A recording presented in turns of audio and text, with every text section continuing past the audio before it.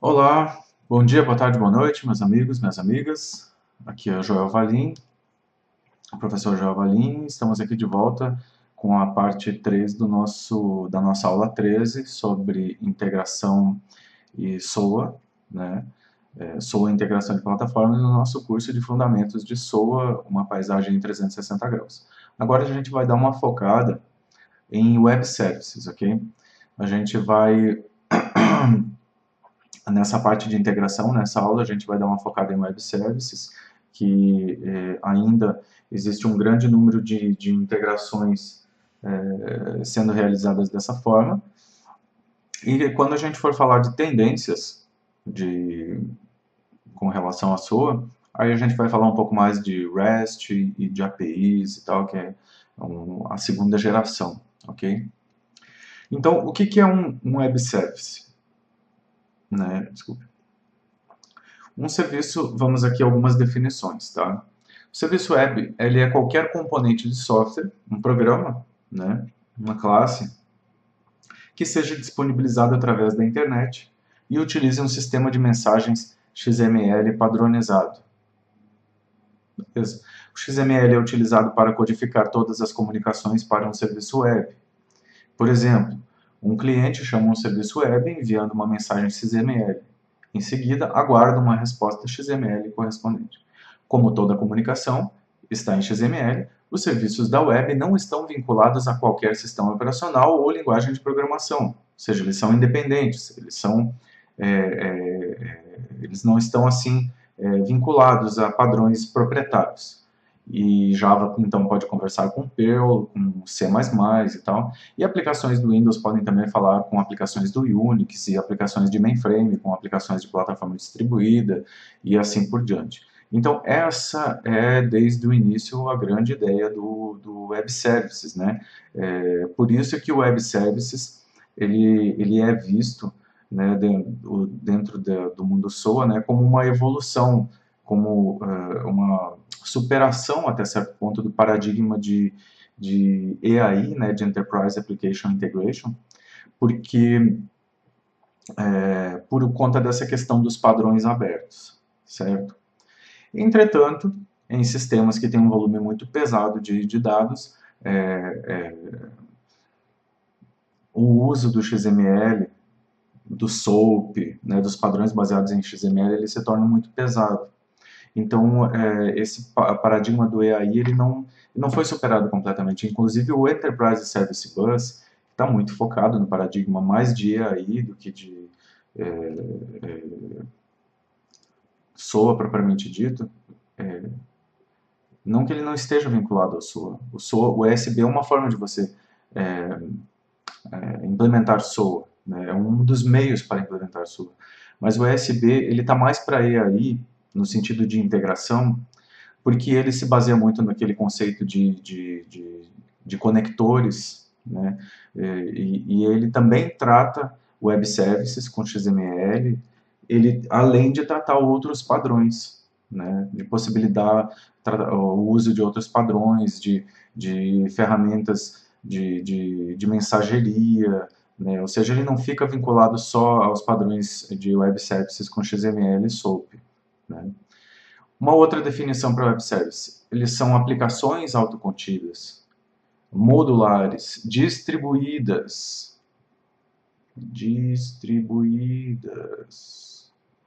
e dinâmicas, que podem ser descritas, publicadas, localizadas e invocadas através de uma rede para criar produtos, processos e cadeias de suprimento.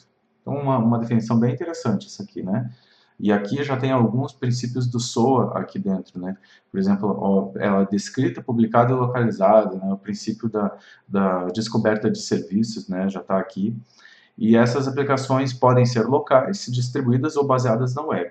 São construídos utilizando padrões abertos, tais como TCP/IP, HTTP, Java, HTML, XML, que ele expandiu até um pouquinho mais, né? Java e tal. Ok? Mas a ideia é essa, né? Só que acabou não ficando só nisso, né? Só na parte de web services, né? Eles são sistemas de trocas de informações baseados em XML, que utilizam a internet para proporcionar interação direta, aplicação a aplicação. Estes sistemas podem incluir programas, objetos, mensagens e documentos. Então, assim, quando falou em web services para integração,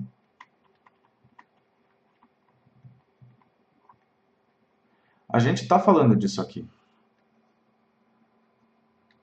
Aplicação a aplicação. Integração de plataformas é isso, né? É você integrar a aplicação A com a aplicação B, certo? Então, a ideia do SOA, quando ele começou a ficar mais nos anos 2005, 2013, ali em diante, né? Quando começou a ganhar uma noção de disciplina, né? Independente, né? A ideia era superar o EAI, né, e utilizar padrões abertos baseados em XML, porque a ideia era que isso resolveria todos os problemas de integração de plataforma, porque ele estaria padronizando a integração entre as plataformas, né?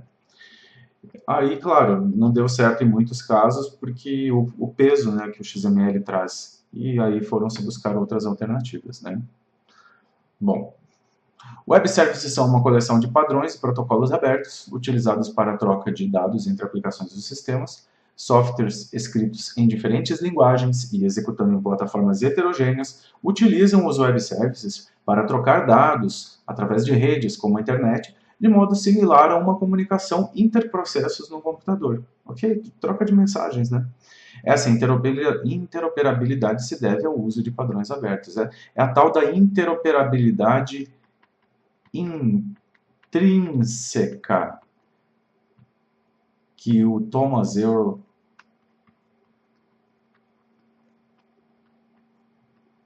tanto fala nos livros dele, ok?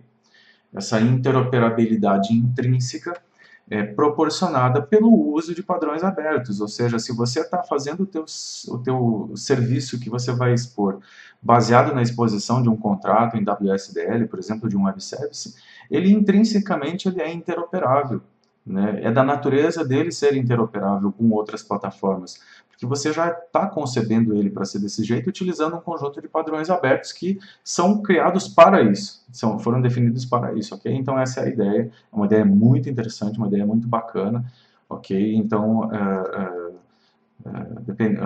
prestando atenção nos cuidados que você tem que ter, que a gente já comentou vários deles, né? Os princípios que você tem que respeitar e tal.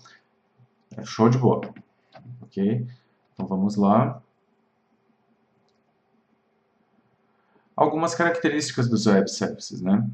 Baseados em padrões abertos, como XML, SOAP, HTTP, /S de o HTTPS, né, TCP/IP, Web, ok? Inclusive o RESTful Web Service, que hoje está muito em voga e sob certos aspectos, eu acredito que daqui a um tempo ele vai substituir até essa parte de Web Services baseado em XML, né?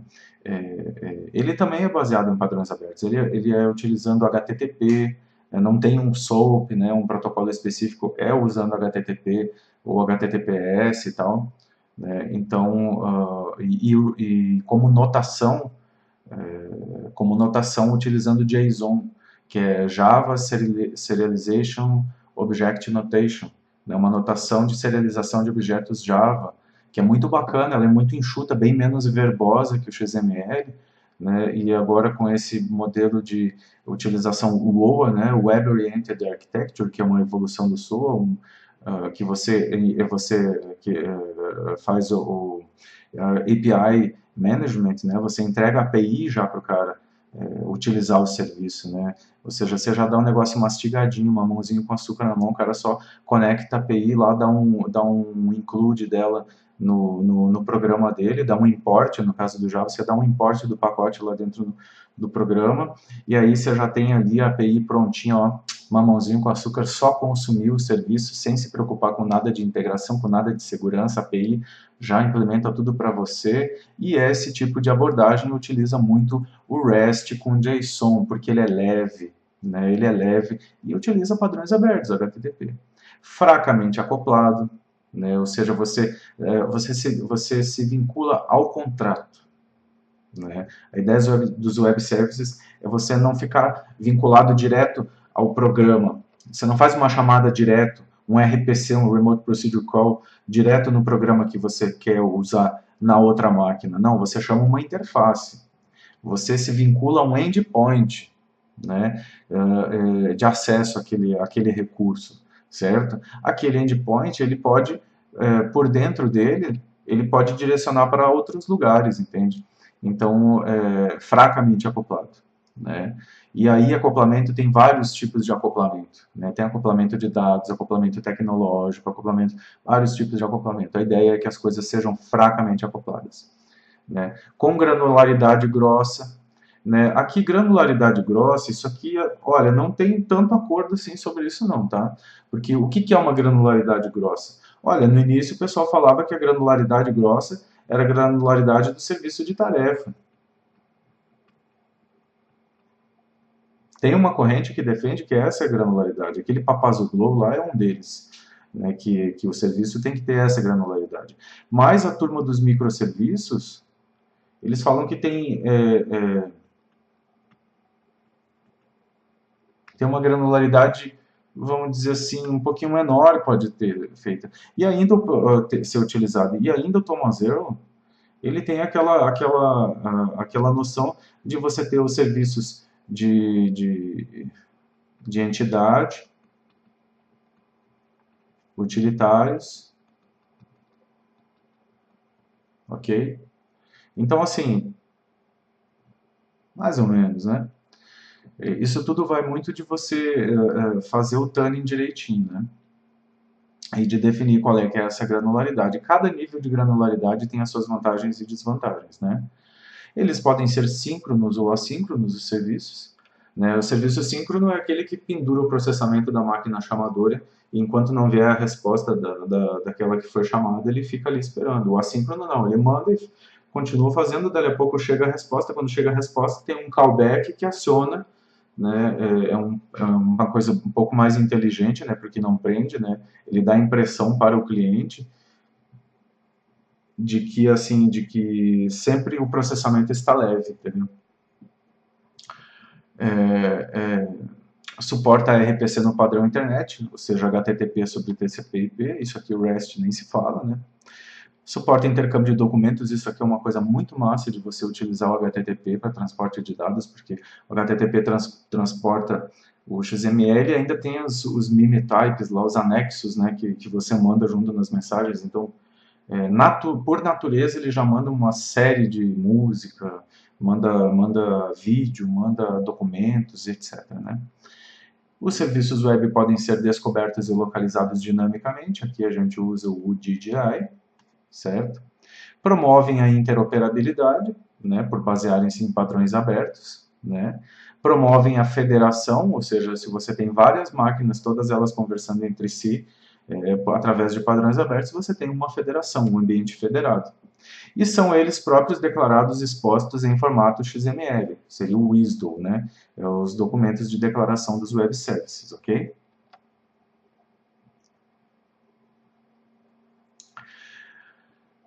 Então aqui, com relação à integração, a gente vai fazer um comparativo aqui da primeira geração de RPC, de Corba, né? Corba, Decon, que é aquele da Microsoft, e RMI, que é do Java, com os web services, né? Então, assim, o RPC ele era bastante usado na primeira geração de sistemas distribuídos, na era do cliente-servidor, na era do downsizing, né, dos anos 90, né?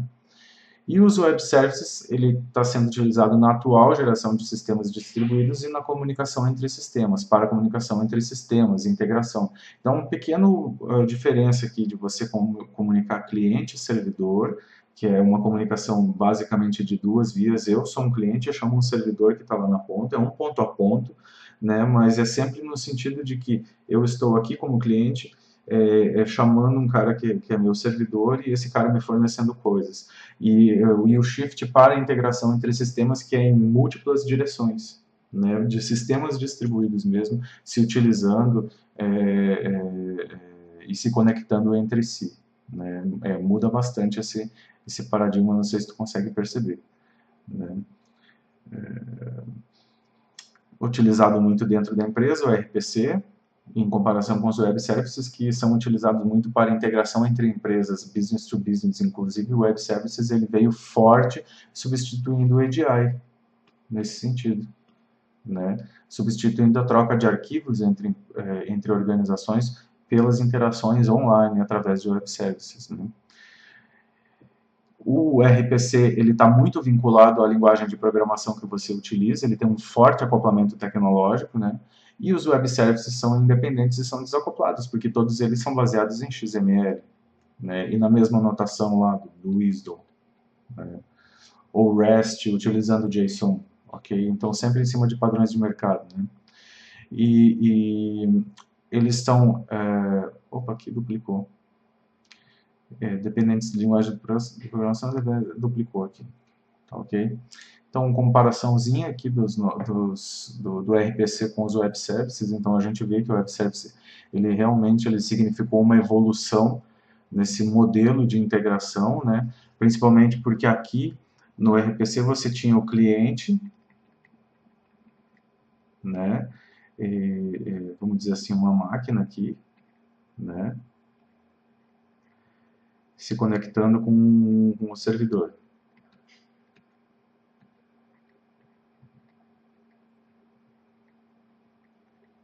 Ok? E isso no RPC, ok? E aqui no modelo com web services, você já tem uma comunicação mais assim, ó.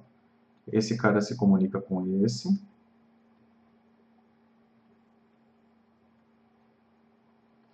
Que pode se comunicar com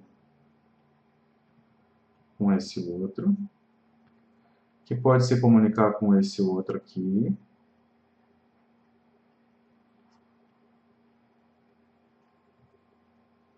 e aí se comunicar com esse outro aqui,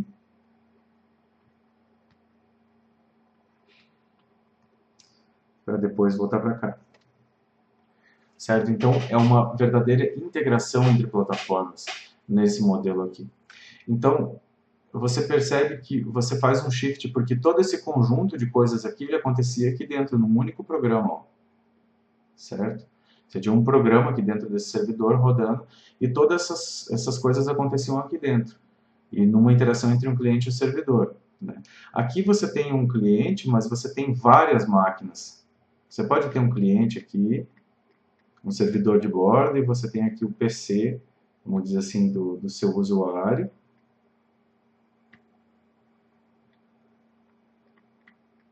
Certo? Você tem aqui o seu usuário, né, operando ali, conectando através da web, tem uma máquina de bordo, um web server aqui. E aqui, para aplicação de web, e aqui ele está usando vários servidores, servidor 1, servidor 2, servidor 3, servidor 4, vários serviços, né?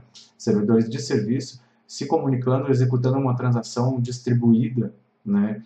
Para levar uma transação a cabo, para terminar uma transação, certo? Então, essa é a mudança de paradigma do cliente-servidor para o modelo web services. Okay? E também o modelo EAI, né? Aqui já tem o EAI, já trabalha nesse conceito aqui, ok?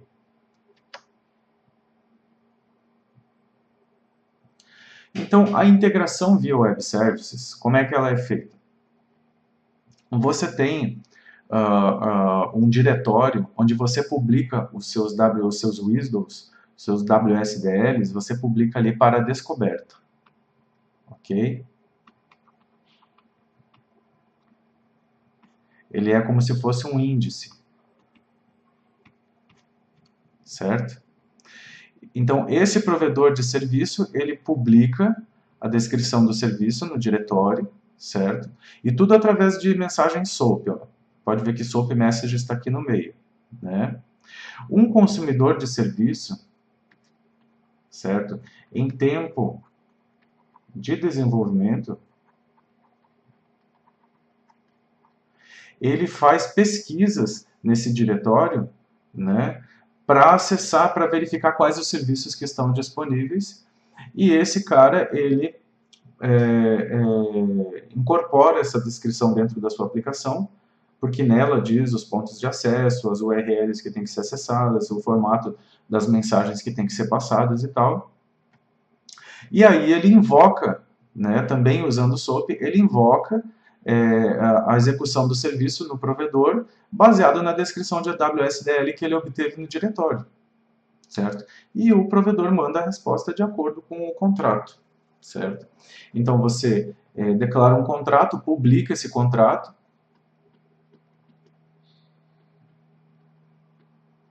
né? Faz a descoberta do contrato pelo consumidor e faz a utilização.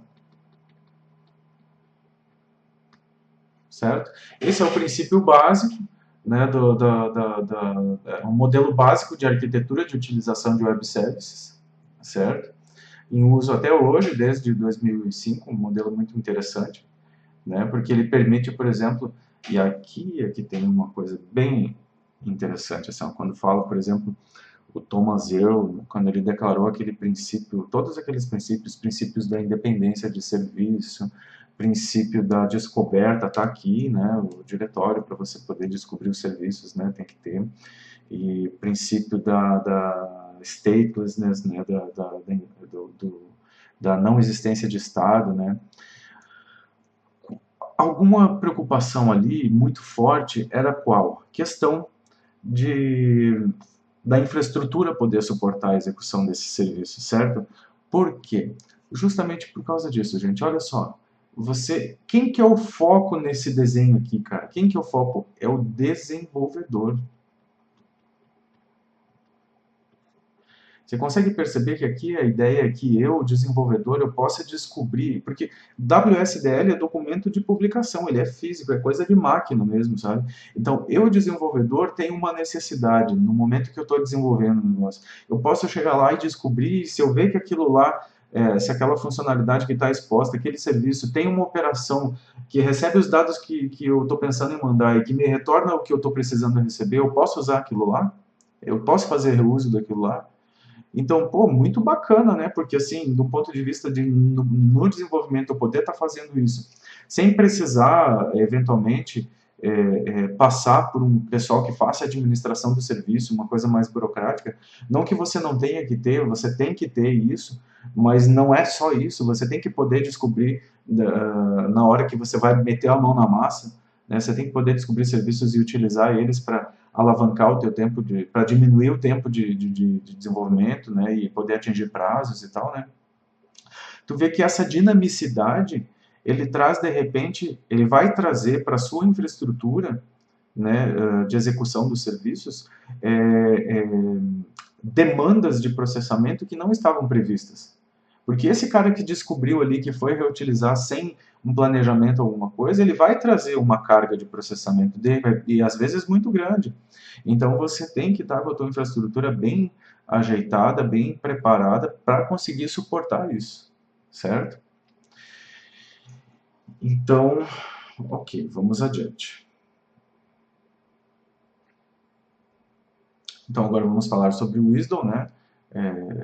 O Wisdom, ele é a Web Service Description Language, né? A linguagem de descrição de Web Services é uma linguagem baseada em XML para descrever Web Services e como acessá-los. Ela descreve o contrato e ela descreve como acessar os pontos de acesso. Né? Desenvolvido em conjunto pela Microsoft e IBM, descreve como conectar-se com serviços baseados em XML. Um protocolo também baseado em XML para o intercâmbio de informações em ambientes descentralizados e distribuídos. Ele é utilizado amplamente em conjunto com o XSD Schema, claro, XML, né, gente? O XSD Schema usado para declarar parte dos dados, né, e das mensagens, né, também para a representação das estruturas de dados e utilizando o SOAP para a comunicação. Então, tu vê, assim, a ideia, né, um padrão, né, de utilização de web services com WSDL, você utiliza o WSDL para declarar, aí dentro dele você usa XSDs, você embute dentro dele, você referencia XSDs ali para declarar os dados, né, e SOAP como protocolo de comunicação, né.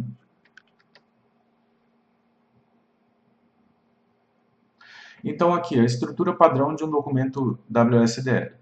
Então você tem aqui o definitions, que é a base, né? Você tem types, que é a definição dos tipos, né? Por exemplo, nome vai ser string, né? Idade vai ser integer, ok? Você tem as mensagens, por exemplo, mensagem de requisição, resposta, né? Você tem os port types, que são as definições das operações, por exemplo, incluir cliente, ok? Deletar cliente, são as operações, né? E você diz nas operações, para cada operação, você vai dizer quais são as mensagens, mensagem de resposta e mensagem de requisição, certo? Você tem os bindings, e aqui a gente começa a falar da parte física, né? Aqui no binding você vai dizer se é SOAP, se é HTTP, certo? E você vai colocar e aqui no serviço, e vai dizer assim, ó, não, no bind você vai dizer que a operação tal é SOAP, certo? E no serviço você vai dar o conjunto das operações e vai dar os endpoints.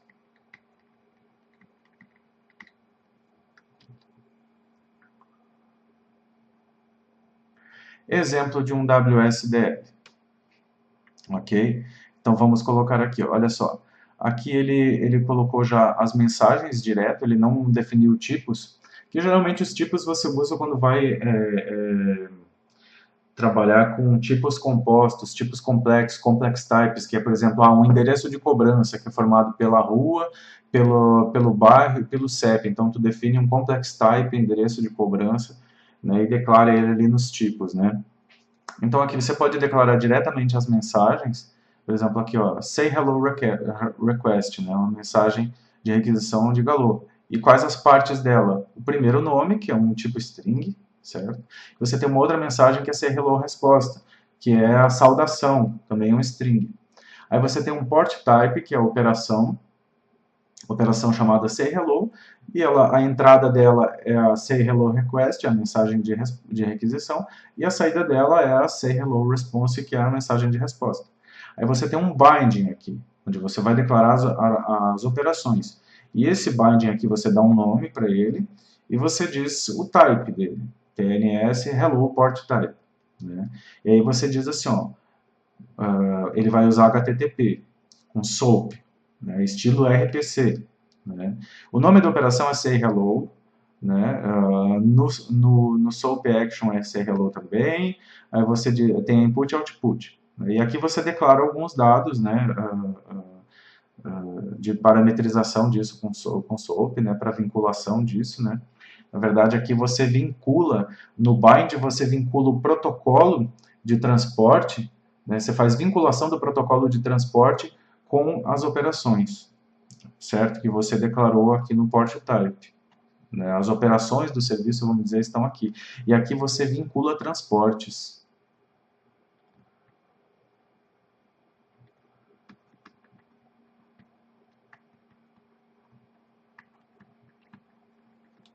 Você vincula transportes, né? Nesses binds aqui, certo? E aqui no service, você tem uma parte de documentação e aqui você tem um port binding, né? Dizendo assim, olha, aqui você vai vincular o endpoint.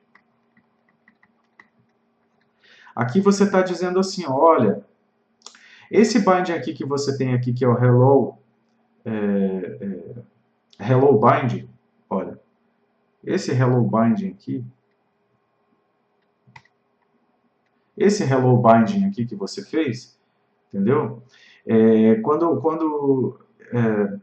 Quando ele for invocado, você vai mandar para esse endereço aqui, ó. Certo? Então, isso aqui te facilita o quê? Dentro, você tem um serviço com um conjunto de endpoints, certo? Que estão vinculados aos binds que são os transportes que são utilizados. Então, quando você executar uma operação, né, que essa operação ela está vinculada, por exemplo, aqui, ó, a operação say hello, né? A operação ela está vinculada com um transporte, certo? Com um endpoint. Então, você está dizendo que vai utilizar o serviço, você vai usar a operação say hello, e ela está vinculada com esse port type, ele já vai utilizar ela sobre HTTP,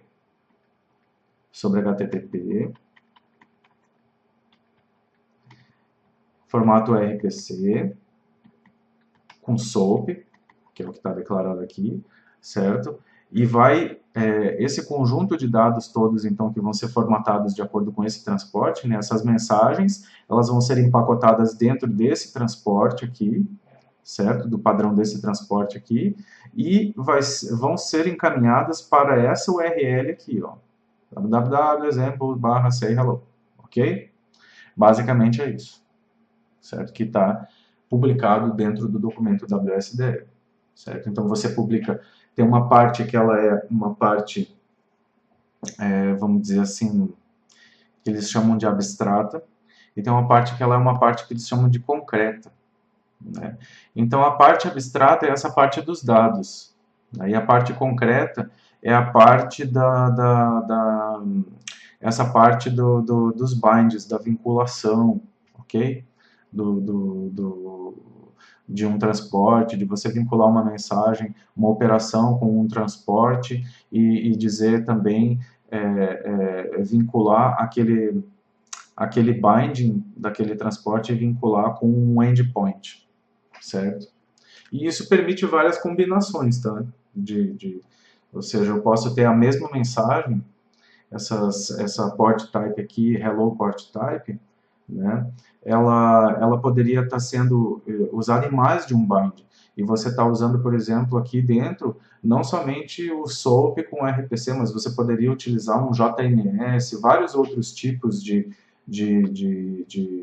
transporte, que aí, quem é que vai viabilizar isso aqui para você por dentro? É o pacote que você usa, né, de integração, que viabiliza, até o pacote de SOAP da tua linguagem lá, né, que você está utilizando, por exemplo, em Java, a tua biblioteca, né, que implementa isso aí, ela que vai te dar, vamos dizer ali, a lista de transportes que você pode implementar, e etc e tal, certo? Bora lá.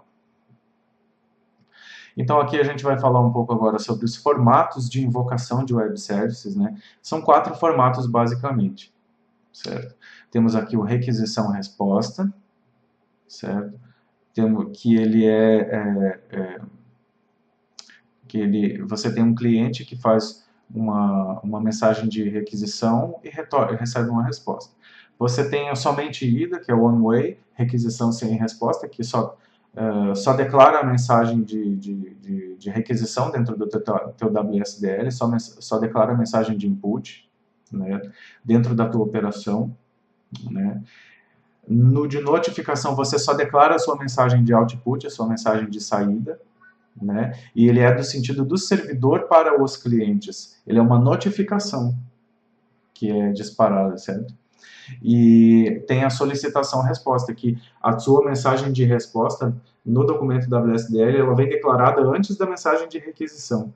Você tem a mensagem de saída declarada antes da mensagem de requisição. E isso aí, essa forma de você declarar, quando você declara a saída antes da requisição, é o paradigma de solicitação-resposta, ou seja, o servidor pedindo alguma coisa para o cliente e o cliente respondendo com a mensagem de requisição, certo? É uma convenção, tá? Então, o WSDL, ele suporta nativamente, vamos dizer assim, por definição, por convenção, esses 4 tipos de comunicação, né? Óbvio que a mais utilizada é esse aqui, né? Esse aqui é 99% do uso, né? Então, vamos continuando aqui. Agora a gente vai falar sobre formatos, né? formatos de comunicação XML utilizado em web services. A gente conversou bastante até agora sobre WSDL. Não.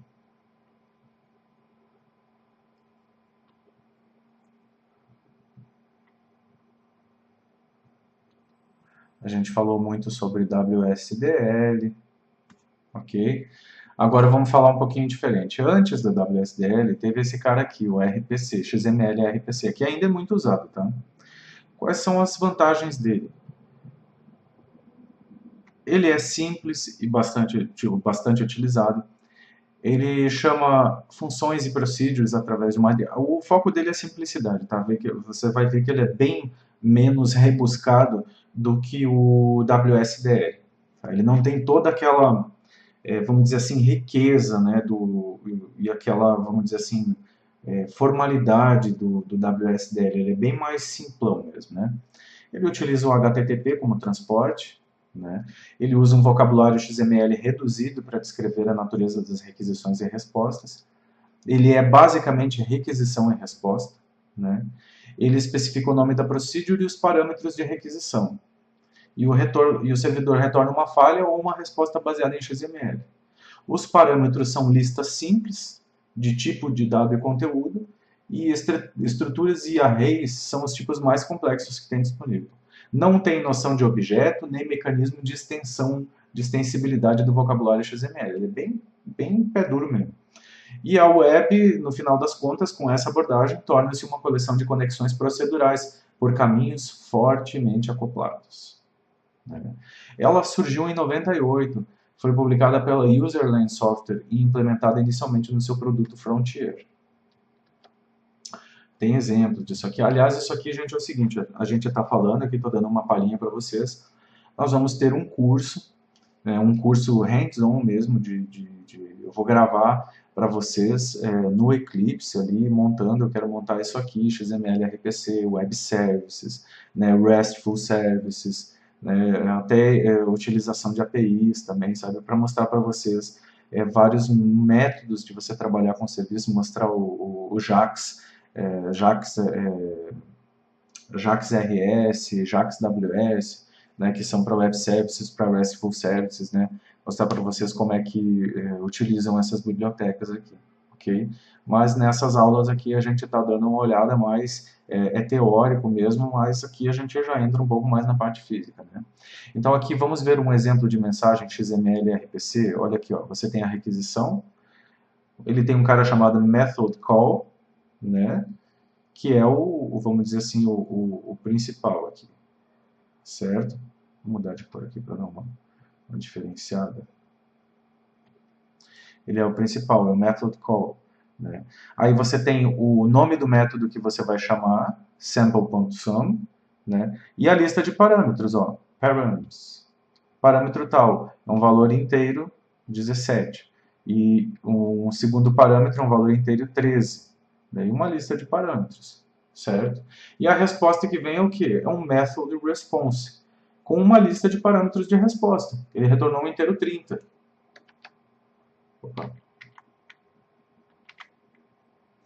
Ele retornou um inteiro 30. Então é isso aí, gente. É bem simples, né? Você veja que a coisa é bem mais simplória do que uma chamada do que a utilização de um WSDL, onde você tem que buscar aquele documento WSDL, interpretar aquilo lá, tudo, né, aquela parte de dados, de mensagens, o binding, né, a SOAP, um binding SOAP, então beleza, então eu vou usar uma biblioteca SOAP aqui para me ajudar a interpretar esse WSDL, fazer a importação dele e tudo, né.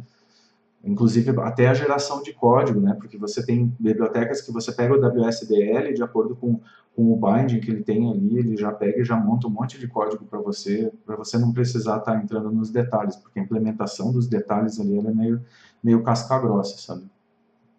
Aqui não, aqui o negócio é bem simples, se você for lá no YouTube você acha código de exemplo disso aqui, muito fácil, e assim, o foco é na simplicidade, né? E para você utilizar os web services, certo? É uma forma, né? E aí temos aqui o SOAP, que é o mais largamente utilizado, né? Simple Object Access Protocol, protocolo de acesso simples a objetos, né? É um protocolo de comunicação projetado para comunicação via internet. Ele estende o HTTP para a mensageria HTML, XML, né? Ele provê transporte de dados para web services, pode transferir documentos completos ou chamar uma procedure remota, pode ser utilizado para fazer broadcast de mensagens. Broadcast é você passar a mesma mensagem para um monte de gente, né? É independente de plataforma de linguagem. Os cabeçalhos são configuráveis e extensíveis pelas extensões WS, WS Security, WS Coordination, WS Transaction, WS várias, né? Possui noção de objetos, né? E ele conecta aplicações a serviços remotos e invoca também métodos remotos, ok?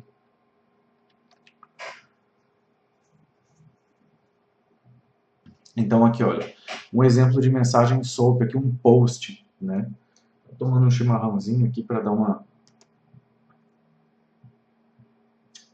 molhada na garganta, né? Enquanto vou falando com vocês aqui. Então nós temos aqui um post, né?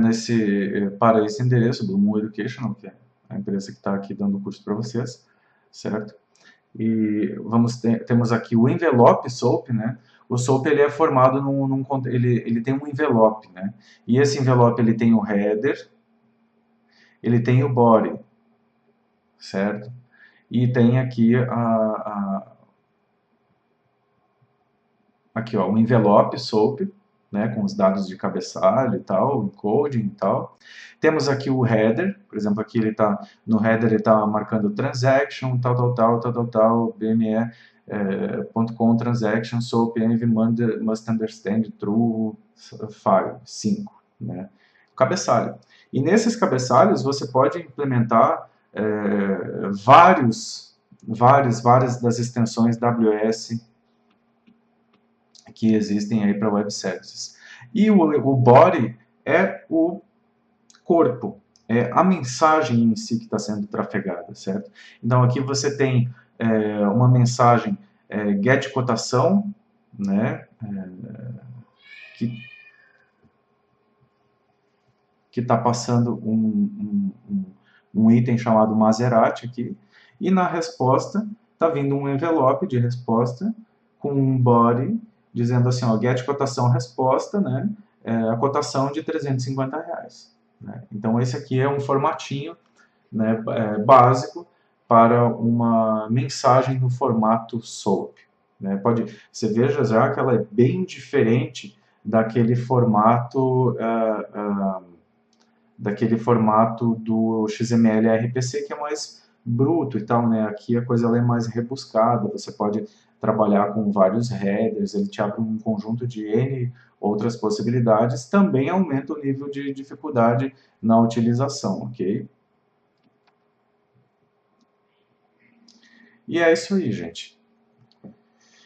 Essa foi a nossa aula número 13. A gente falou nessa aula sobre integração, SOA e integração de plataformas. A gente deu uma atenção aí sobre web services, falamos da estrutura de WSDL, falamos sobre XML e RPC. Eu espero que vocês tenham gostado dessa aula, porque ela é uma aula bem mais assim próxima do concreto, né, da utilização, né, de mostrar como que isso é utilizado na prática, né? Pelo menos em nível de protocolo. A gente não fez aqui a gente não fez um hands-on mesmo, fazer um programa utilizando isso. Mas a gente chegou ali bem perto, né? A gente viu a estrutura das mensagens, as possibilidades que tem, né, de uso, né? Isso aí, para a gente fazer essa pegada mais prática, vai ter um curso específico para isso, só disso, né, e aí vocês vão poder trabalhar isso com mais especificidade. Né? Eu espero que vocês tenham gostado e agradeço a atenção de todos e até a próxima aula. Grande abraço.